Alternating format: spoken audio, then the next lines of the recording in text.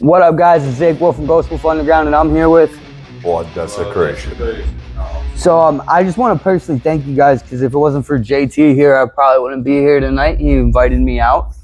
And shout out Kayla Titobaum for linking us together and getting us out here. She's the best. That being said, you know, this is my first time at the Song and Dance up in Syracuse, so it's an interesting venue. I like it. It is pretty interesting, I'll say that. Pretty cool. It's played here a couple of times. It's always been a pretty cool place.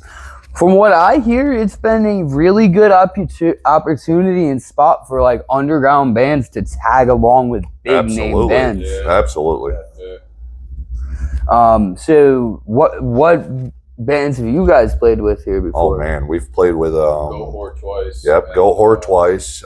We played with Vitriol here. We played with a band called Necrofire, and then we played with Withered, Squid Pisser, King Parrot. Yep, we played with them. Bonginator, don't forget Bonginator. Cool bands here too. We did a headline show here one time with a few bands. Yep, with Skies Decide, Shepherd of Rock.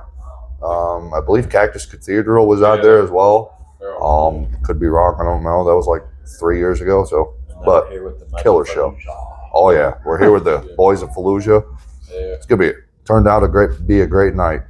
Alright, so I do have to ask, you know, I talked to a lot of the artists tonight about like their passion and their drive and the like upward swing of things in the just scene in general, anything to do with music. I've noticed it. I've been to Maryland this year. I've been to North Carolina this year. I've been all over PA, my home state. I've been all over New York. And I've noticed like a very upward flow of things for each local scene. Like it seems like a lot of people are going back to the DIY roots. And I find it really beautiful to see that. What are your guys' thoughts on like the scene's big return to DIY? I personally think the DIY scene, like, you know, when things are done DIY, you know, it's done authentically, you know, like the bands themselves, they put their heart and souls into everything. You know, they work with great people that run the venues. You know, you got to thank, you know, the sound people, you know, the venue owners, the bartenders, everybody, you know, like back in the early, you know, back when we were kids, you know, like the 80s, 90s, 2000s, 2010s, you know, that's all what these shows were. I can't talk tonight. That's basically what they were was you know, DIY, and just about every one of them were great. A lot farther back than me. Yeah, absolutely. So, fun fact, actually, since we're talking about that, recently I went down to go see my homies in Memory and Dying Oath down in North Carolina. And Dying Oath is awesome. Oh, I love Mindy. She's fantastic. Yeah, she is. Shout out the whole Dying Oath crew. You guys know I love y'all. So I drove all the way down there to see In Memory and Dying Oath open up for Filth, and I brought my cousin. Yep. I brought. Yeah. That's a good one. I brought my cousin, who's like older than me a little bit. He was there like when Slipknot started and all that. His last show before that was out in Philly, and it was Slipknot and Megadeth, I believe. No, Slipknot and Death. I forget the lineup, but it was a really old show, like a really big show in the 90s in Philly, and I brought him to Hangar 1819 to see Dying Oath, to meet Mindy and the boys in Memory, and to see Filth. And he looked at me and he said, so this is what music is now? This is back to its roots. That this is this scene that I left. That's awesome. And, you know, it's really cool to see, like, the old school roots coming back big time in the scene. You can't go wrong with, you know, you got to remember, like, because, and I say this to everybody, you know, heavy metal was obviously founded, you know, back in the late 60s, early 70s. You know, you had Led Zeppelin, Black Sabbath. That's what they classified metal back then, you know, and rest in peace, Ozzy Osbourne. But, you know, like then you had in the 70s, 80s, you know, you had like AC/DC, Motorhead, Deep Purple, you know, all them. You know, they're not the heaviest bands in the world anymore, but, you know, they're the ones that started it. If it weren't for them, you know, it would be, metal wouldn't exist the way that it does. And then the 80s obviously brought, you know, Metallica, Megadeth, Slayer, Anthrax, Testament, all of them. And I really genuinely feel we can't just talk about metal because honestly, a lot of newer bands and like 90s bands have a big influence from the original punk scene as well. Oh, absolutely. The 90s, they brought grunge. They brought my favorite genre, black metal. We practice up at this place in Rochester. There's it's called Cosmic Jams. There's like a whole different types of bands that play there. There's a pop punk band that just moved in next door. There's a punk band down by the bathrooms around the corner. Some stoner bands. So yeah, There's some rock cover bands. yeah. You got a few death metal bands, a few black metal bands. You got all genres up there. Right. So I'm gonna ask you guys. I'm just gonna go with a different one, since we're naming off different genres. Name 3 of your favorite bands, 1 from each genre. All right. Any genre, or? Yeah, any 3 genres. Just has to be a different genre. All right. So for black metal, because that's number 1 right there. Black metal, it will forever be the band Dissection. Storm of the Lights Bane, which is my favorite black metal album of all time, that just turned 30 literally 2 days ago or whatever day. And then for my favorite death metal band, I would have to say is probably gonna be Cannibal Corpse, because they're just the OGs. Ooh. Like without them, I mean, fuck, death metal wouldn't be where it is. And then for It's like a lot more than 3 there. I'm getting to the 3rd one right now. And then obviously you can't forget thrash metal. Thrash metal. This is going to be kind of like a 2-way tie between the 2. Slayer, and then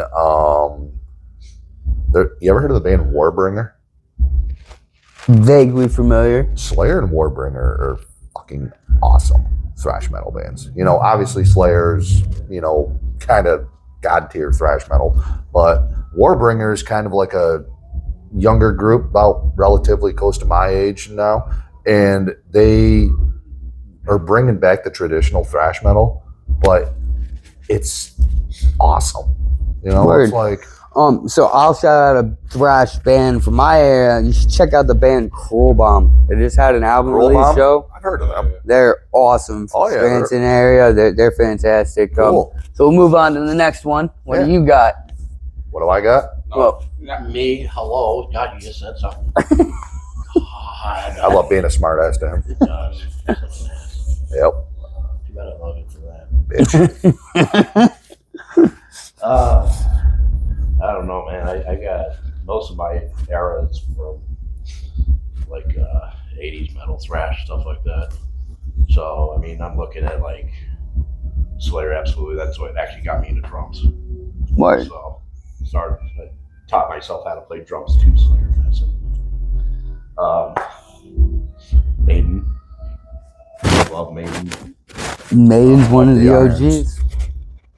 So, and then from like old school, what would be considered metal would like Rat. Okay. Nothing wrong with Rat. They're OGs. Rat. Rat. I freaking love Rat. Yeah, They're one of the best. Dude, they were one of the best freaking rock metal bands on the planet. Yeah, they were. All right, Jake, your turn. I've been sitting here trying to think of so Pantera is like my number 1. That got me through junior and senior year. JT only did metal, so I'm gonna try and give like some rock answers. Like old Green Day, or everything American Idiot and back. Post American. Fucking fantastic. So good. And it's like soul, but like I'm kind of into this guy Charles Bradley. Like Charles Bradley, singer. okay. Soul singer. Ain't nothing wrong with soul. No. Yeah, he did a cover of Neil Young's "Heart of Gold." And it's That is a good song. fantastic. That's a great song. Awesome. So those were Pantera. What did I say? Green Day. Yep. Then he I'm gonna said, throw Foo Fighters on there too. Monkey Wrench on Guitar Hero 2 was like the reason I wanted to get on. Guitar Hero 2. Shout out Guitar Hero 2. And Green Day, Charles Bradley. Those are I gave 4, but. Word. So I'm gonna try to wrap this up real quick. I'm just gonna go ahead and finish by answering my own. Yeah. So I would definitely have to say Pantera. My father always in the truck. Cowboys from Hell, Domination. Oh yeah. Like that's Fantastic what got me into it. I will have to say Bullets for personal inspiration, but we're going different genres. So this one's gonna sound real corny. My first show ever was Papa Roach, Saving Abel, and fucking Nickelback during the Dark Horse tour. I will not diss that. I still feel so fucking badass going to see. So, as much as I hate to say it, Nickelback is what got me into guitar riffs. Seeing them for their Dark Horse tour, it is what it is. I was 12 years old, seeing them on stage. I'm like, yo, that's awesome. Hey, I'll say right now, you know, a lot of people, for some stupid fucking reason, awesome. I'm sorry. they shit talk them, but you know what? They put on a fucking great show. Some of the lyrics are pretty fucking funny, but you know, Spider-Man, the original Tobey Maguire Spider-Man. Yeah, the good one. After the end of the video, the VHS tape, you got the music video for "Hero" by Chad Kroeger and the guy from Saliva. Josie Scott, yeah. Oh my gosh, I wore that out. I watched that so many fucking times, dude. Nickelback. I'll safeguard Nickelback just for that one. and then I'm gonna have to go with, if we're gonna change genres up. Throw an oddball one. Okay, Duran. 3 years old, the Digimon movie. Yes! Less than Jake. All my best friends are metal. I need to say that right now, dude. That movie was like fucking solid right there. That Man. soundtrack is so good too. You're like the first guy that has mentioned the Digimon movie to me. I'm so happy that somebody actually grew up watching that. Oh, and 1 Week.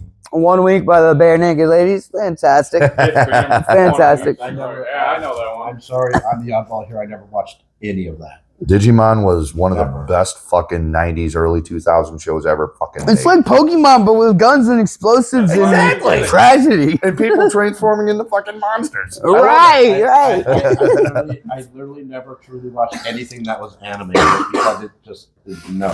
That's okay. No. When it came to anime, I was into the like fucking Inuyasha. Oh fuck yeah! Hell yeah, man! Inuyasha, the original Bleach before all the filler. Yeah, the original Bleach was pretty good. I mean, it still is. It still is. I mean, there's obviously some fucked up scenes in it, but you know. Yeah. But it's yeah. If we're talking OG anime, I probably one of my favorites, and the one that sticks out a lot to me is Yu Yu Hakusho. Ooh, Hakusho, that's one I need to check out. Yeah, that's one of the OG ones. With that being said, apparently we're all, except for that guy, a bunch of nerds here, so we're gonna wrap it up. I'm GhostWulf from GhostWulf Underground, and you guys are Blood Desecration. Have an awesome night, folks. Thank you, guys.